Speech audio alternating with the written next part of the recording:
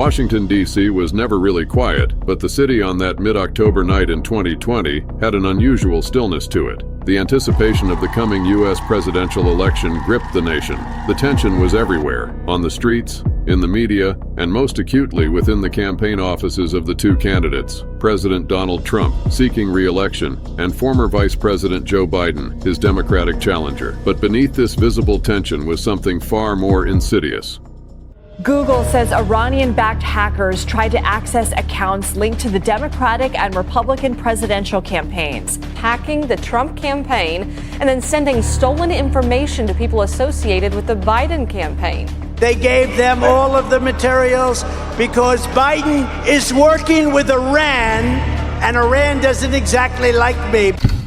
Inside the FBI's Cyber Defense Unit, a labyrinthine office of monitors, encrypted networks, and guarded terminals, something far more dangerous than political tension was brewing. The FBI's elite cybersecurity analysts, tasked with defending against threats foreign and domestic, were suddenly seeing something unprecedented. Not Russia, not China, but Iran, an actor many had dismissed as less sophisticated in the realm of cyber warfare, had launched an attack against the U.S. election infrastructure, specifically targeting the Trump campaign. At the time, cyber defenses across the U.S. government were on high alert. The ghosts of Russian interference in the 2016 election still lingered, and officials expected a repeat of similar efforts. But this was something different. The breach that had just been discovered was sophisticated, precise, and originating from Tehran. The FBI's cybersecurity team had detected a phishing attack. It looked innocuous at first, just another email amongst thousands in the sea of digital noise that bombarded campaign workers every day. But then, they traced its origins to a group of IP addresses known to be used by Iranian hackers connected to the Islamic Revolutionary Guard Corps, IRGC. The hackers had managed to bypass several layers of defenses and, worse yet, were already inside the Trump campaign's digital infrastructure. The phishing attack had come as a well-disguised email, appearing to originate from a trusted colleague, complete with accurate branding, terminology, and internal information. This was no hastily thrown-together effort. It was a carefully orchestrated, well-researched attack, crafted to trick even the most vigilant campaign staffers. The email had carried an urgent subject line, updated swing state strategy for final push. Inside was a link, purportedly leading to an updated document detailing the campaign strategy for winning critical battleground states. The email had been sent at just the right time, during the late hours of the night, when senior staffers were exhausted and less cautious. A senior strategist, bleary-eyed from days of non-stop work, clicked the link without thinking twice. It led to a seemingly familiar login page for the campaign's internal database, where he entered his credentials, not realizing that he had just handed them over to hackers thousands of miles away in Tehran. To understand why this attack was so devastating, it's important to consider Iran's cyber warfare capabilities. For years, Iran had been viewed as a second-tier player in the global cyber war landscape, far behind the sophisticated operations of Russia and China. But that was changing rapidly. After years of isolation due to international sanctions and military confrontations, Iran had invested heavily in asymmetric warfare capabilities, including cyber operations.